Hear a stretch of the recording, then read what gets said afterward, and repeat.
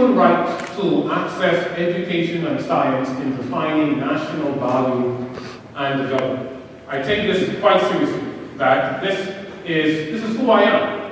That my pastor, Dr. Miles Monroe, was passed when I was 19. He told all of the young people that we had to write down our purpose and our vision and come by and see him. So I wrote it down.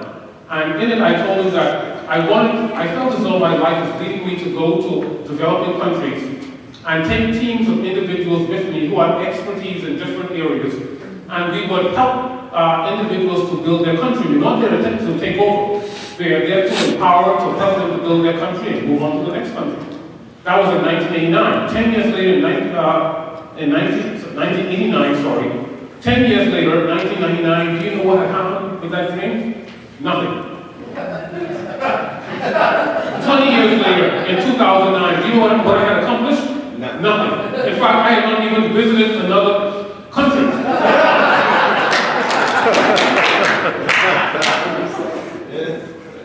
2009. It was getting bad. Then finally. Now, what year is this? 2015. Finally, in 2013, at last, I was walking up the steps of my building, the science building, and while walking up the steps of the building, I had one of those come to Jesus meetings. And it was this. Lord, it is now 2013, 24 years ago, and nothing has happened. I realize now that I was actually stretching, that I was trying to come up with something big to sound good to speak to Pastor Miles. That's okay. I don't want to do that anymore, Lord. I am simply going to be the best professor I can be and the best physicist I can be.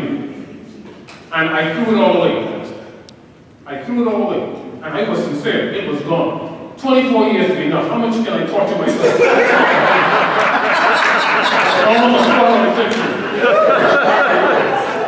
Less than a year later, Dr. Pepe Ramnath introduced me to Ambassador Rivers.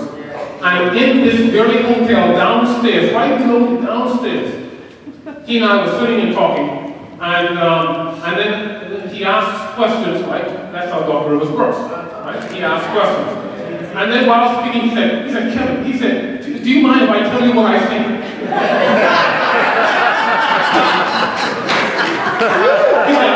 he said, Kevin, I believe that I can put you in the room with world leaders and they will listen to what you have to say. He said, when he's starting to feel it, like, Kevin.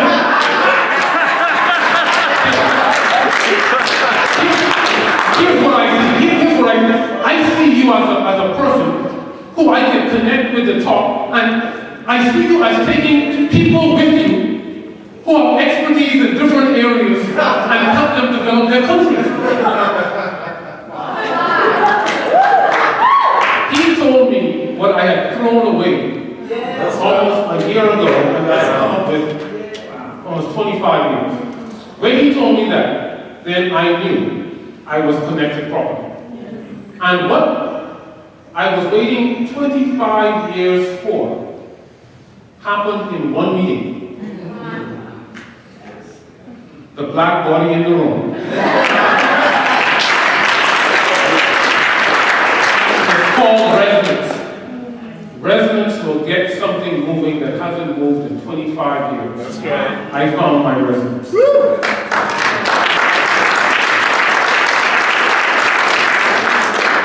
Open your eyes a little bit.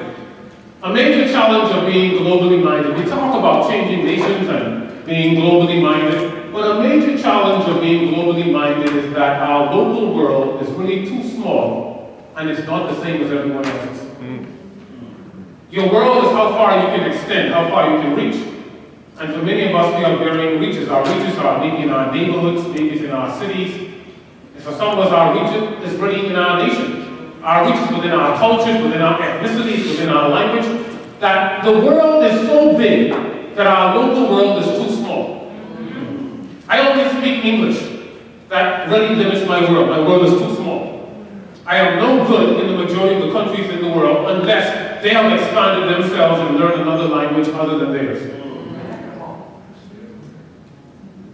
Does the sun rise in the east and set in the west? What's the answer to that question? It rises in the east and sets in the west. If it rose in the west and set in the east, what would you think?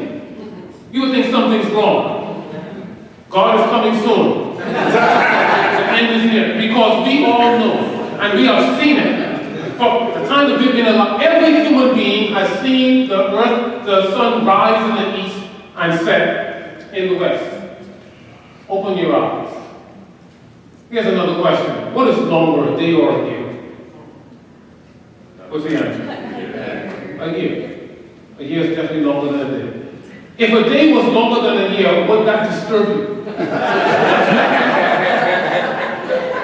Would that disturb you as much as seeing the sun rise in the west and set in the east? Would that disturb you? It would disturb you because it's your world. It's your world. It's your exposure. Your world and your exposure sets your norms. And the moment you are exited from your world and from your norm, then you are disturbed.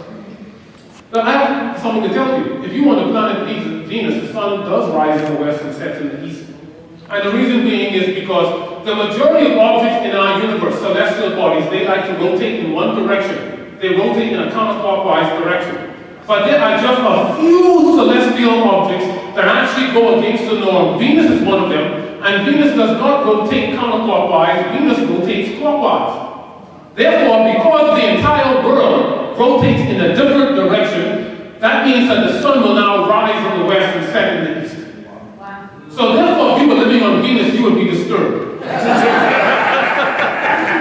Why? It's because your world is this planet.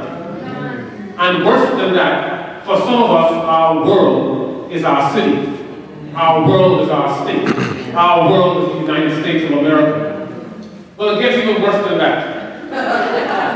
If you were living on Venus,